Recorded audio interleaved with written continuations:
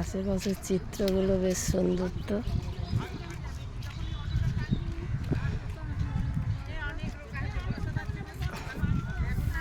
ঢোলক তাতান করবেই দেখ, কত লোক।